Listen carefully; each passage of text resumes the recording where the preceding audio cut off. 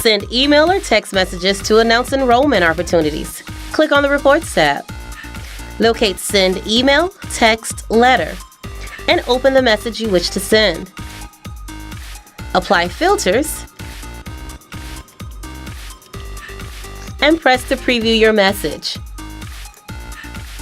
Click here to view the list generated and print paper letters for those unable to receive the message.